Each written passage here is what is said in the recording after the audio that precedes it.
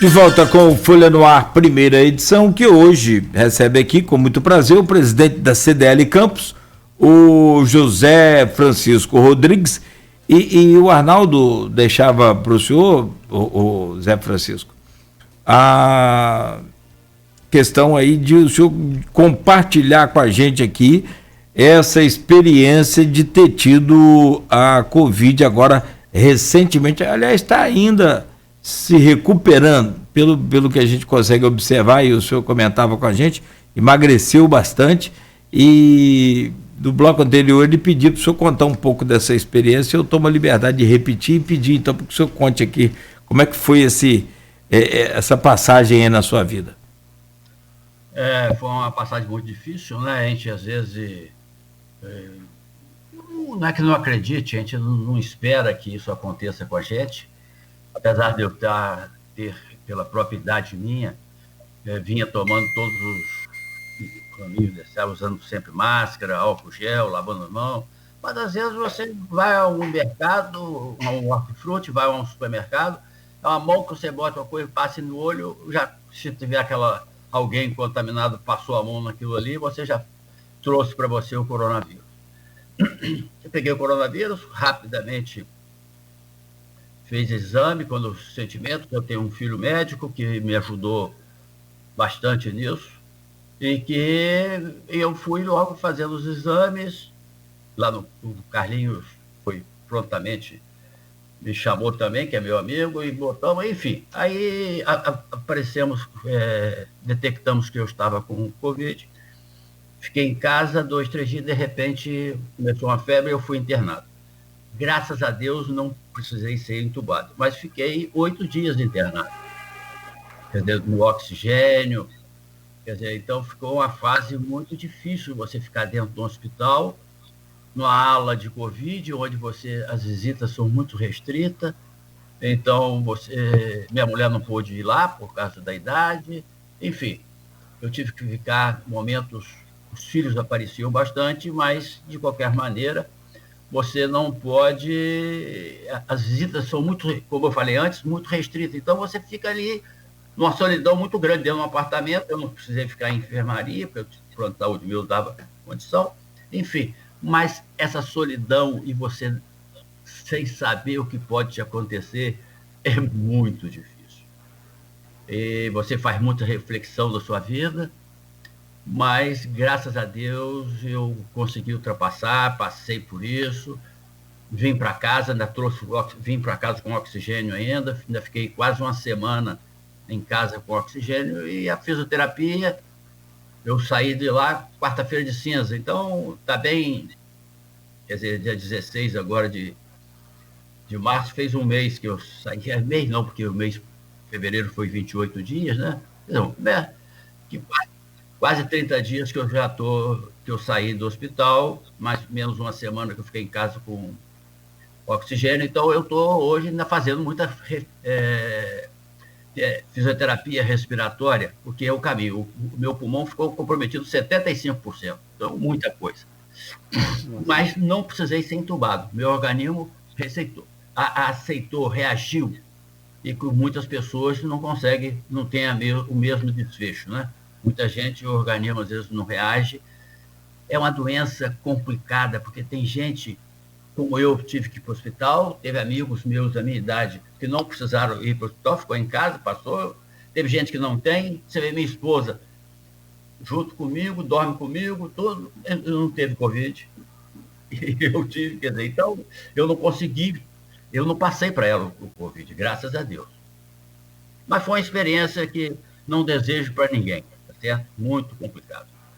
Cabeça. Agora, uma experiência dessa muda a visão total também com relação ao enfrentamento ao vírus, né, Zé Francisco? Por mais que a gente tome os cuidados antes, eu também tive, não com, graças a Deus, nenhuma gravidade, foi quase assintomático, tive pouquíssimos sintomas, mas você muda o entendimento, porque, como você falou, por mais que você use máscara, por mais que você evite aglomeração, acaba acontecendo, muitas vezes a gente não sabe nem de onde, muitas vezes a gente não sabe nem de onde. Mas isso faz a gente mudar também um olhar com relação às medidas de enfrentamento. E, para mim, isso aconteceu. Você, como um líder de uma categoria, seu olhar também mudou em relação às medidas que são adotadas para conter a propagação desse vírus? Sem dúvida nenhuma, né? A gente tem que ter essa preocupação,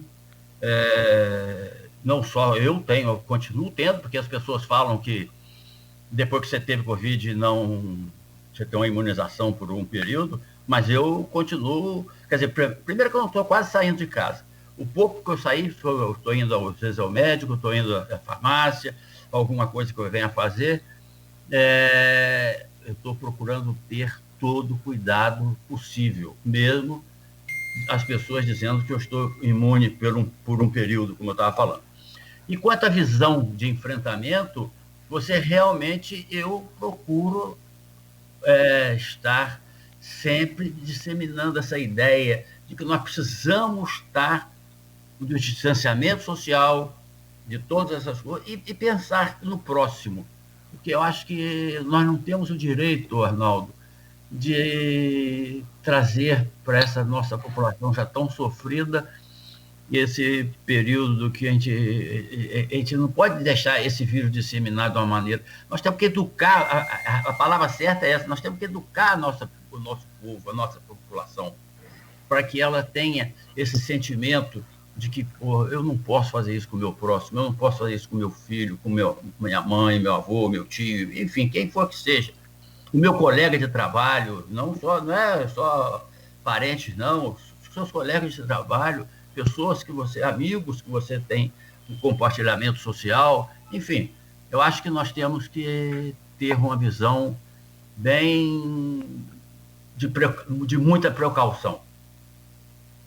Nós falamos mais cedo sobre a sua posição em relação a essas medidas adotadas pelo governo, né? E como eu disse, você usou a frase mais ou menos com essas palavras de que não era bom, mas que se fazia necessário. Agora, qual o posicionamento institucional da CDL em relação a essas medidas de lockdown? Vocês têm recebido muitas reclamações dos associados, como tem sido o trabalho direcionado a eles, a esse diálogo com os lojistas para passar por esse momento que, a priori, vai até 28 de março? Nós temos tido, realmente, no universo de pessoas, você sabe que as ideias, nós três já podemos aqui, só nós três já temos uma divergência em alguma coisa, em alguns pontos nós temos divergência. Você calcule, então, uma divergência no universo, numa instituição do tamanho da CDL, né?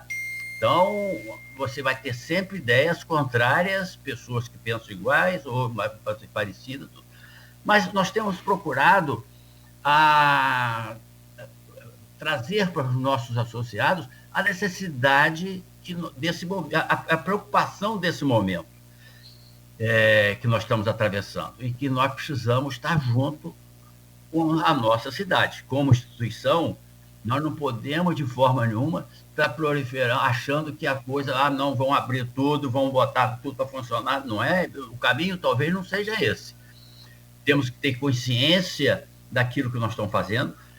Há uma preocupação realmente muito grande, inclusive minha como presidente e de toda a diretoria, porque lá na CDL nós temos uma diretoria muito boa e todos os diretores são muito atuantes. Eu tenho procurado, inclusive agora com o meu afastamento por causa da Covid, eles procuraram participar de reuniões com a prefeitura, ou fora da prefeitura, enfim, está sempre todo mundo, a diretoria está sempre coesa e procurando um caminho que possa ajudar os nossos associados. Mas a gente sabe que é difícil que agrade a todo mundo, entendeu? Mas, de qualquer maneira, nós não podemos ir contra os argumentos da saúde. A saúde, eu acho que é em primeiro lugar. O senhor acredita nessa questão falando de lockdown? A CDL se posicionou, e o Arnaldo lembrou daquela campanha, né, prefeito mate o vírus, não mate o comércio. O senhor acredita que pode haver alguma reação caso esse lockdown decretado agora pelo prefeito Vladimir se estenda por mais 10 dias, por mais alguns dias? Como é que fica o entendimento? Como é que vocês estão tratando desse assunto? são momentos diferentes, né? Lá atrás, nós não tínhamos 100% da nossa rede ocupada. Quer dizer, quando foi feito o lockdown lá, a questão não estava tão grave, não estava tão a ponto de entrar em colapso como está nesse momento. São momentos, né, diferentes, que a gente tem que estar analisando isso também. Agora, eu não acredito que ele vá fazer esse lockdown a partir do dia 29. Agora, nós temos que entender também, você vê, o Arnaldo e você estavam falando aí agora, tem uma lei estadual que vai ter um feriadão de 10 dias, nosso prefeito ele tem condição de não aderir, ou ele vai aderir a isso? Não sabemos ainda, não sabemos nem a lei como é que é, porque você mesmo estava lendo aí agora, você, Cláudio, que o comércio vai estar aberto nesses 10 dias. Então, se o comércio vai estar aberto 10 dias, não vai ser feriadão. Quer dizer, então a coisa ainda está muito embolada. Já, eu diria confusa. Está confusa. Confusa, está muito confusa. Ainda vai ter um posicionamento, falar assim, não, vamos fazer isso, vamos fazer aquilo, né? Eu acho que o momento é de aguardar isso, aguardar principalmente essa lei estadual. O nosso prefeito também ele deve estar esperando ver o que vai acontecer, né? Na Assembleia, para poder tomar as decisões dele, os outros prefeitos também, de Macaé, de Quissamã, todo mundo aqui, o redor nosso aqui, né? Vamos ver o que vai acontecer. Agora, lá no primeiro lockdown, né, como o Nogueira estava colocando aí, a intenção do prefeito, e assim a gente ouvia de todos os prefeitos e governadores da época, era ganhar um tempo para preparar a rede de saúde. Dessa vez a medida é diferente, porque já chegou um colapso, né? Estamos com 100% da rede de saúde ocupada, dos leitos de UTI ocupados, então já existe um colapso e já tem gente na fila, né? Então já existe um colapso na rede. Mas aquele lá atrás, quando se falava em preparação, existia também a preparação de um hospital de campanha em Campos do governo do estado.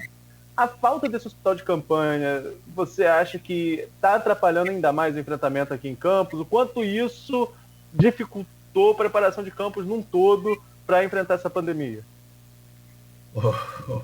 Arnaldo, eu acho que eu agora vou falar aqui como cidadão campista e não como presidente do CDL, você vai me dar licença.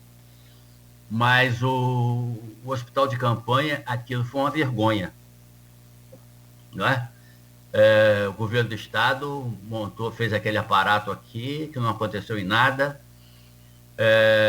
Tanto é que o governador perdeu o mandato dele e nós, população, não conseguimos de modo nenhum avançar, em momento nenhum nós conseguimos avançar na nossa condição de melhorar os leitos, aumentar, foi muito pouco que aumentou, talvez, né?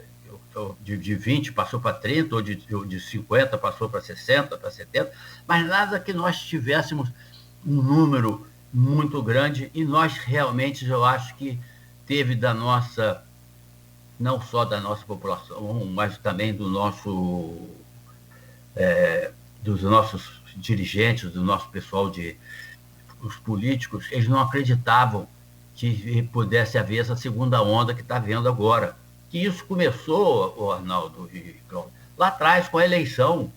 Quando nós tivemos eleição, tivemos Natal, tivemos aquelas aglomerações que tiveram, aquelas campanhas políticas em que você fazia as carreatas, o pessoal saía de Guarulhos, ia para Donana, de Donana ia para o Parque Leopoldina. Isso você começou a trazer gente de tudo, fazia uma mistura, quer dizer, que poucas vezes acontece, né? Porque você não sai lá de Donana, uma pessoa sair, mas uma massa de gente de sair de Donana. Estou falando Donana por questões de dar nome. E ir para o Parque Santa Rosa, ou sair do Parque Santa Rosa e ir lá para Goitacazes, ou ir para Travessão, enfim. É muita gente que foi jogando. E depois da eleição, vieram as festas de final do ano, com as praias lotadas, com aqueles eventos que nós vimos, e aquilo foi um problema sério. Mas respondendo a sua pergunta, eu acho que o hospital de campanha, se tivesse sido feito de uma maneira ou ali mesmo, ou aquilo ali foi eficiente. Mas eu achava, por exemplo, que isso eu tinha falado lá atrás, eu falei isso ano passado. Por exemplo, nós temos aqui hoje uma Santa Casa de Misericórdia, que tem, eu não sei da possibilidade, eu estou falando como cidadão, mas que tem, a gente sabe que tem andares inteiros, alas inteiras, fechadas, que pegasse aquele dinheiro, reformasse uma ala daquela, botasse leite, fizesse ali tudo, nós estaríamos com uma coisa que fosse não um hospital de campanha, mas um hospital que pudesse ficar por mais 20 anos, 30 anos na nossa cidade, tá certo? E, infelizmente, não saiu nem campanha, nem hospital de campanha, não saiu nada, e o dinheiro sumiu, e a população, mais uma vez, pagando todos esses custos que nós tivemos que pagar.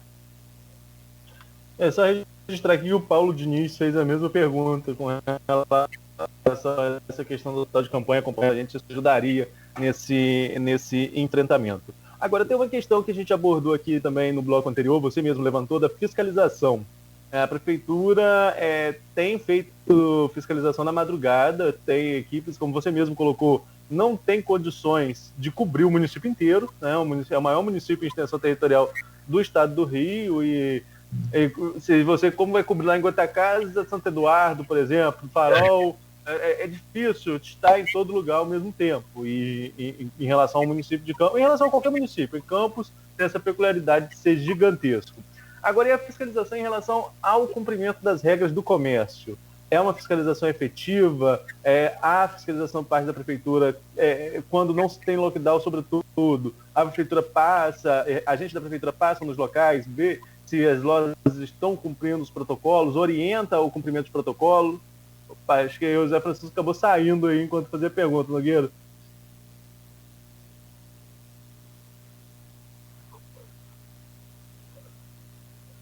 Tranquilo. Deixa eu só, obrigado, Beto. Deixa eu ver se ele retorna aqui, então. Não sei o que houve também, porque deve ter esbarrado lá alguma coisa. Aqui a gente continua.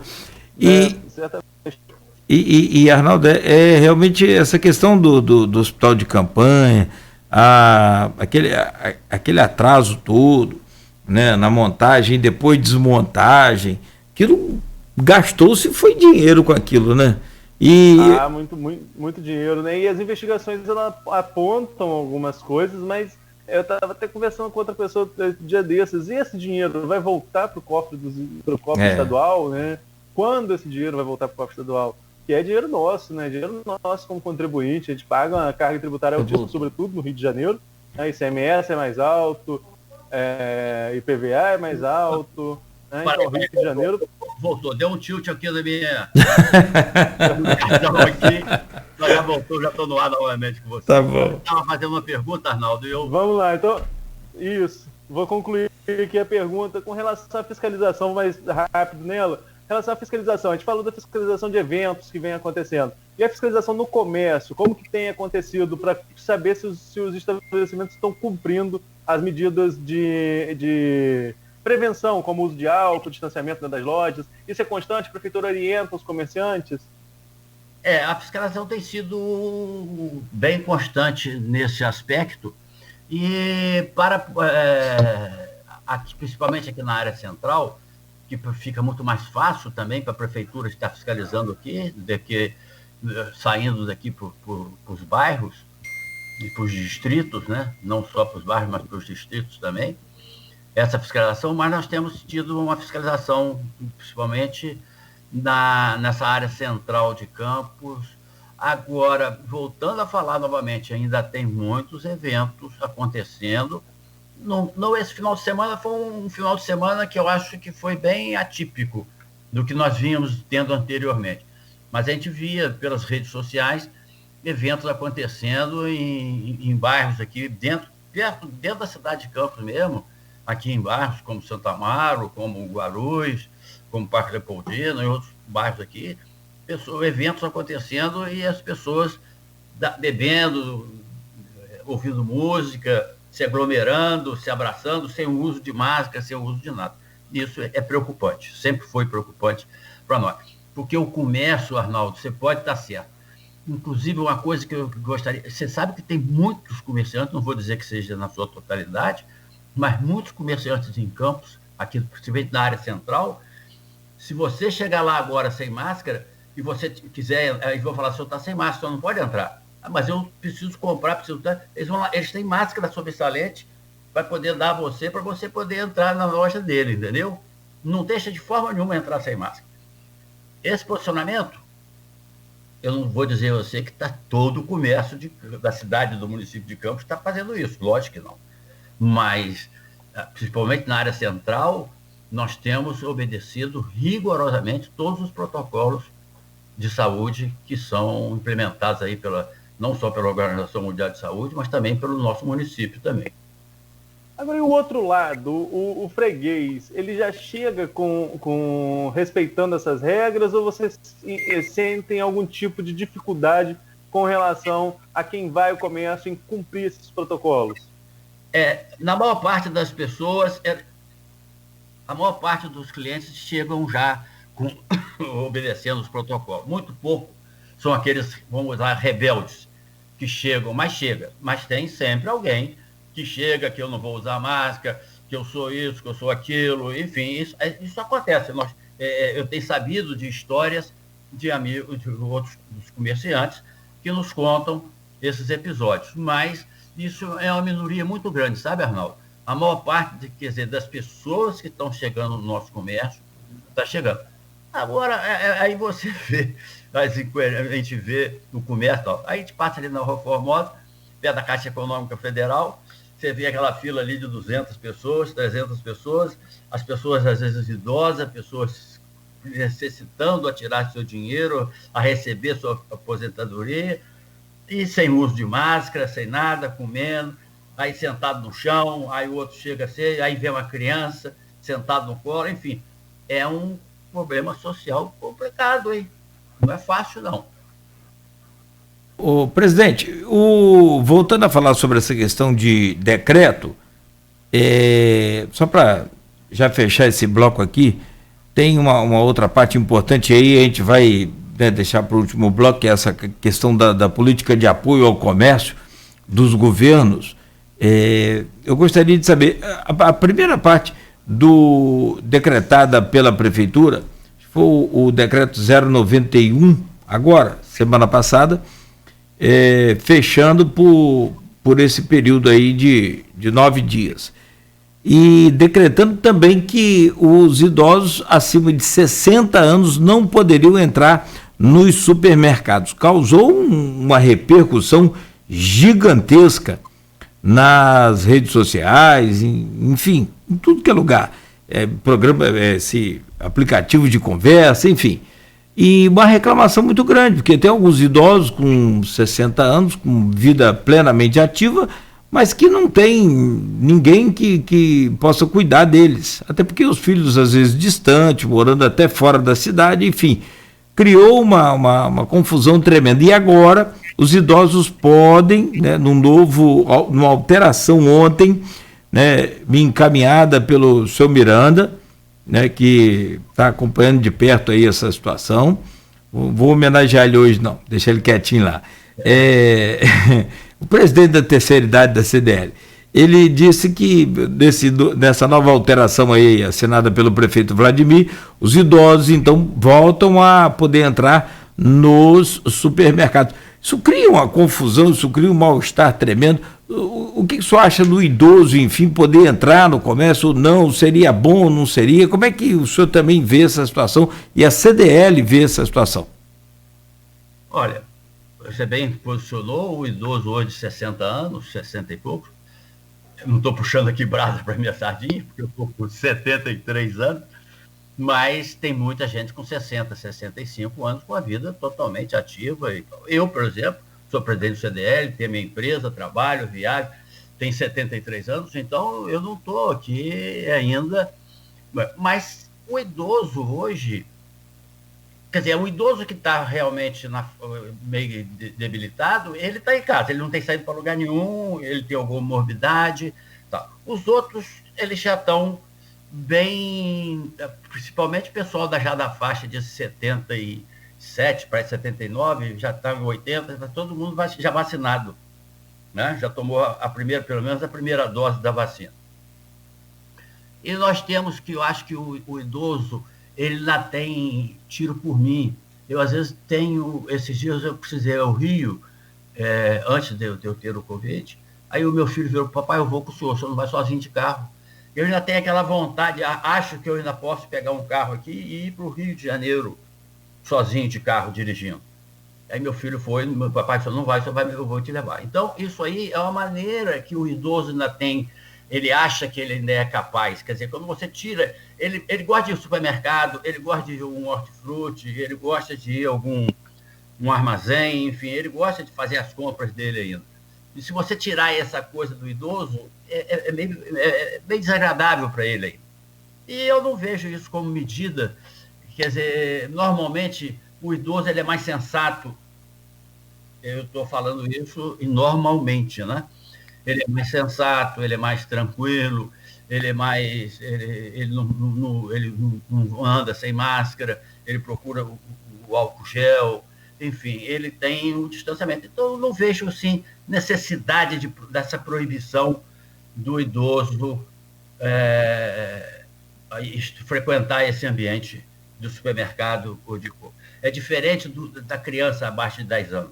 Porque a criança de 10 anos, de 5 anos, de 6 anos, se vocês têm filhos, vocês sabem que você vai agarrar uma criança, se você dispensou, a criança está ali, está agarrada no negócio, está botando a mão aqui, botando a mão, bota no nariz, bota na boca, no chão. Então, é mais complicado a criança. Mas o idoso não, o idoso eu vejo com bons olhos. Não, mais uma vez, ratificando, não estou puxando brasa para minha sardinha, não. Mas tem alguma pergunta a mais? Podemos fechar esse bloco e a gente partir para Vamos para o próximo bloco para a gente falar sobre. Eu falei no primeiro bloco sobre auxílio emergencial, por exemplo, à população. Queria estar conversando com o Zé Francisco com relação a auxílio aos comerciantes, dedução de impostos, redução de impostos, como que tem sido esse auxílio aos comerciantes por parte do governo em todas as esferas, tanto federal, quanto estadual, quanto municipal. Mas isso a gente vê no próximo bloco. Também. Muito bom. São 8h34 agora em Campos.